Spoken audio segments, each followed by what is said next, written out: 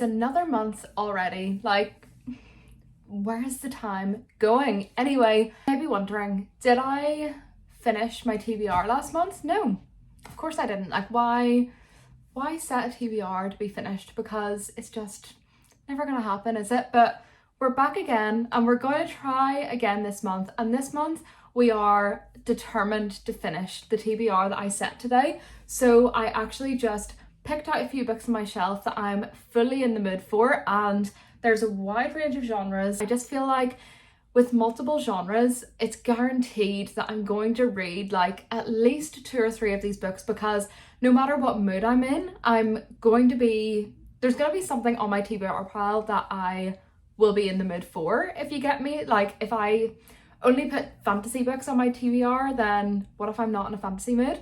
That's kind of my strategy for this month. So I didn't want to do a TBR jar or like a random number generator choosing for me, because what if I'm just like not in the mood for those books at all? And that's not even to say, because last month I actually had great books on my TBR pile. I just think maybe life got in the way a little bit, and I was working towards other videos that maybe did not have the books on my TBR. Like they couldn't be in those videos, if you know what I mean. It just didn't really make sense for them, and I am kind of scared of that happening this month, because I do have some videos planned and these books do not correlate with those videos. But maybe I'll just do like a mood read with me, or can I finish my TBR video, because I just am determined to get some books off my physical TBR, and I just want the satisfaction of being able to say that I finished my TBR. But it means a lot of reading this month, because there is some quite thick books on here. And how many is there? 1, 2, 3, 4, 5. There is 6 books on my TBR, and I just know it's not the only books I'm going to want to read, because as I said, I have other videos planned. And yeah, let's just get into it. I'm waffling and you just want to see the books that I have chosen.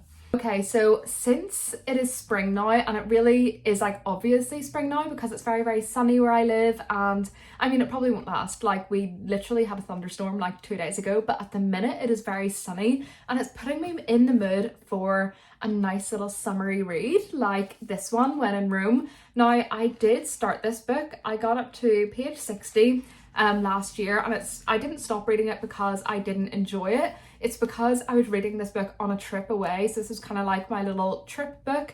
And yeah, whenever I got home, I just never picked it up again. But I would really love to finish this book.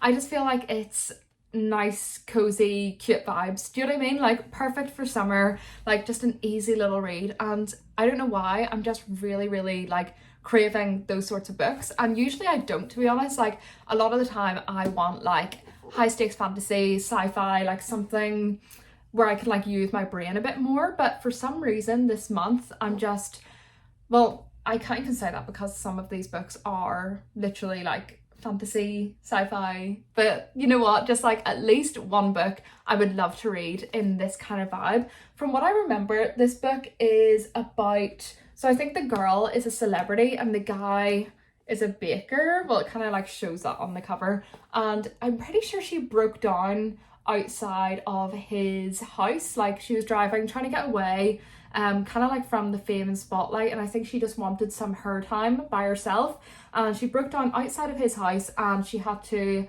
basically stay there, I think. And it's just their relationship starts from there, and I don't think he's like fussed on her. I remember whenever I was reading this, I was like picturing Taylor Swift. Like she was giving me Taylor Swift vibes. And yeah, I obviously didn't get far into it. I don't know like really what happens, and I know the romance hasn't fully started from what I remember. But yeah, just like a kind of typical romance, I guess. But I have heard amazing things about this book. Like everybody that I know that's read this or heard of, like, you know, like people I watch on YouTube and stuff, they've all rated it very, very highly. I haven't really heard any bad reviews on this one, so it's one that I would love to get to, and hopefully I do. The next book is kind of like, I've chosen this one because of the same reason as When in Rome. Like it's very clearly not a romance, but it is a collection of short stories, and I absolutely love this author's writing. Like she's just amazing at what she does, and I kind of chose this for the same reason, as in it may not take a lot of brain power to get through this book because it is short stories. Like I don't need to think a lot whenever I'm reading this, and I have read a few of them. I think I've maybe read 3 of the short stories. and I loved them. Like, I still think about the first story in this today, and I maybe started this like in December or something. It was definitely winter because this was giving winter vibes, as you can see by the cover. And yeah, I just really want to finish it. I think this could be perfect for like reading a little short story before bed, and just whenever I have like a little bit of free time, like on my work break, stuff like that. Do you know what I mean? So yeah, I really want to get this one finished because I love Claire Keegan and I would love to pick up some more of her books. What's the other one I want to read? So Late in the Day. I've heard So Late in the Day is good, and there is another one that is a collection of stories, I think. Sorry that I keep on like rubbing my shoulder. I have the worst shoulders in the world and they're always so sore. Definitely need to get them checked out because they just crack. Not even crack, they just like pop into place whenever I roll them back, and they get so sore. Anyway, carrying on. Then the next book that I chose is Remarkably Great. Ignore me. I can never say this book. I think I said this in my last TBR video because this was definitely on it. I can't pronounce this without stuttering.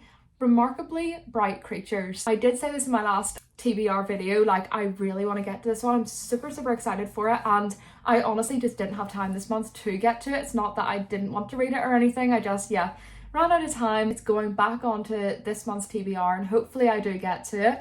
I'm just realizing this book was also in last month's TBR, and I don't want to like repeat myself by like talking about them loads, but this is the second book in the Red Rising series, and as you probably all know because I've talked about it enough, I absolutely loved the first book in that series. Like, blew me away because I just never really enjoyed sci-fi before, and yeah, that book just really put me into the sci-fi mood, and it's really made me want to delve deeper into that genre, just like find new books that I would love, because I honestly wouldn't have picked this one up if it wasn't for Hayley Pham, and she just absolutely adored this series. So I really want to get to this one this month, and I think that I might, it may work well for another video, so it might motivate me a little bit more to read this one.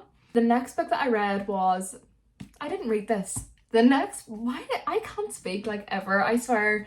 Every video I try and record, I am cutting out like a million times when I stutter or just say the wrong thing, but I'm over cutting it out. Like, I just can't speak, and you're gonna have to deal with that because honestly, it takes up a lot of my time, the amount of times that I have to cut out what I've said wrong. Anyway, the next book on my TBR for April is One for My Enemy by Olivia Blake, and the only other book that I have read by Olivia Blake is The Atlas Six, and I didn't love it, to be honest. Like, it was, I think maybe like a 3 or 3.5 star. Like, it wasn't my favorite book, but to be fair, I still remember quite a lot of what happened in that book, and I did read that maybe like a year and a half ago, so obviously some parts of it have stuck with me, and I do definitely want to read this book. I think the inside of this book is stunning. Like, I'm obsessed with like illustrations like that on the inside of books, like genuinely obsessed. I don't think it has anything on like the actual cover, no, unfortunately not, but this book is a retelling of Romeo and Juliet, and honestly that's all I know about it. I'm guessing, yeah, I don't know how it's actually going to end. Obviously we all know, I'm guessing, the ending of Romeo and Juliet, and I'm very curious to see if they use that same ending. I'm guessing they do, but I'm really excited for this one. I did buy this like quite a while ago, like definitely around 5-6 months ago maybe, and I thought it was one that I was going to read straight away, but it's just been sitting on my shelves. It's a gorgeous cover, so like already obsessed with it. But yeah, I really want to get to this one this month. I've heard plenty of good things about it, and I just think a retelling can be kind of like nice and comforting to read because you kind of already know the storyline and you don't have to like think too much, like going into this new world where, do you know what I mean? You know what I mean. Then the last and final book that I want to read this month is The Serpent, again stuttering, The Serpent and the Wings of Night, and this book has been sitting on my shelves for the longest time. I actually got sent this one as a proof in work, and I've been so excited to read it. Like, I've heard genuinely amazing things. I have no idea what it's about. I'm actually reading out the back. So the little like promo thing reads, The Hunger Games meets vampires in this heart-wrenching epic fantasy romance of dark magic and bloodthirsty intrigue from best-selling author Carissa? How do you say her name? Broadbent.